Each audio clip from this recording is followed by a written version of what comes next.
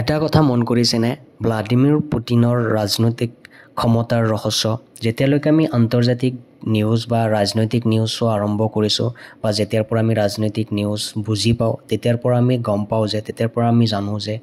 ৰাছিয়াত ক্ষমতাত আছে ভ্লাদিমিৰ পুটিন কিন্তু কেনেকৈ আৰু কিয় সম্ভৱ হৈছে আহক আমি বিতং আলোচনা কৰোঁ ইউনাইটেড ষ্টেটত আমেৰিকাত প্ৰেছিডেণ্ট হ'লে নহয় প্ৰতি 4 বছৰ বা 8 বছৰৰ মূৰত মানে এটা টাৰ্মত 4 বছৰকে ম্যাক্সিমাম এজন ব্যক্তিয়ে দুটা টাৰ্মলৈকেহে প্ৰেছিডেণ্ট হৈ থাকিব পাৰে সো আমি দেখা পালোঁ বাৰাক ওবামা তাৰপিছত দেখা পালোঁ ডোনাল্ড ট্ৰাম্প তাৰপিছত আকৌ জো বাইডেন আকৌ বৰ্তমান ডোনাল্ড ট্ৰাম্প আকৌ আহিছে তো ক্ষমতাৰ এক অভিৰত পৰিৱৰ্তন আমি দেখা পাওঁ ইউনাইটেড ষ্টেট অফ আমেৰিকাত তেনেকৈ ভাৰততো যদি আপুনি চায় অটল বিহাৰী বাজপেয়ী আহিলে তাৰপিছত মনমোহন সিং তাৰপিছত বৰ্তমান নৰেন্দ্ৰ মোদী ডাঙৰীয়া কিন্তু আপুনি যদি ৰাছিয়াত চায় 65-year-old Vladimir Putin walking into এজন ব্যক্তি এজন নাম Vladimir Putin his fourth term as president of Russia. 25 বছৰ ধৰি ক্ষমতাত আছে আৰু 11 বছৰ তেখেতে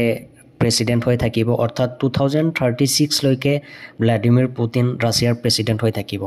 2000 চনত ভ্লাদিমিৰ পুটিন প্ৰথমবাৰৰ বাবে প্ৰেছিডেণ্ট হয় আৰু দুটা টাৰ্ম সম্পূৰ্ণ কৰে 2000ৰ পৰা 2004 2004ৰ পৰা 2008 বৰ্ষলৈকে দুটা টাৰ্ম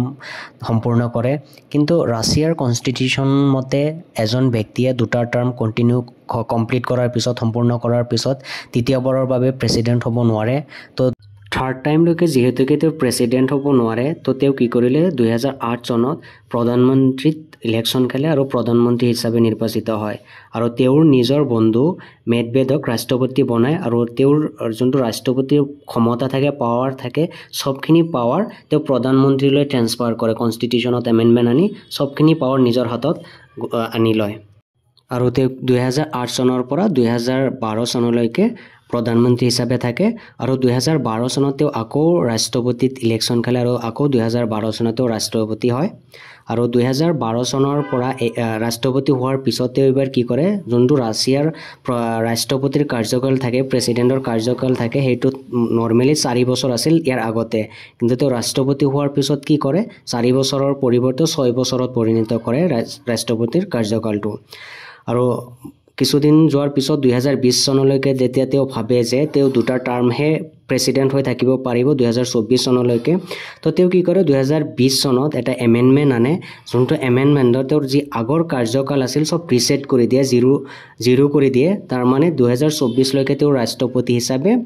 কোনো কাৰ্যকাল নথকা বুলি এটা এমেণ্ডমেণ্ট আনে আৰু সেইটো এমেণ্ডমেণ্ট হিচাপে তো 2024 চনৰ পৰা 2036 লৈকে ৰাষ্ট্ৰপতি হৈ থাকিব পাৰিব আৰু এতিয়া আপুনি ভাবি চাওক 2000ৰ পৰা 2025 লৈকে অৰ্থাৎ 25 বছৰ ধৰি অলৰেডি তেওঁ ক্ষমতাত আছে শাসনত আছে আৰু 2036 লৈকে ক্ষমতাত থাকিব অৰ্থাৎ এখন ডেমক্ৰেটিক দেশত তেওঁ 36 ইয়াৰ্ছ লৈকে শাসন কৰি থাকিব ক্ষমতাত থাকিব যোনটো কোনো ডেমক্ৰেটিক দেশত কোনো গণতান্ত্ৰিক দেশত এতিয়ালৈকে কোনো নেতাই ইমান দিনে ক্ষমতাত থাকিব পৰা নাই সো এইটো এটা ডিক্টেটৰশ্বিপ হয় নে নাই নিশ্চয় কমেণ্টছ কৰিব নাপাহৰিব ধন্যবাদ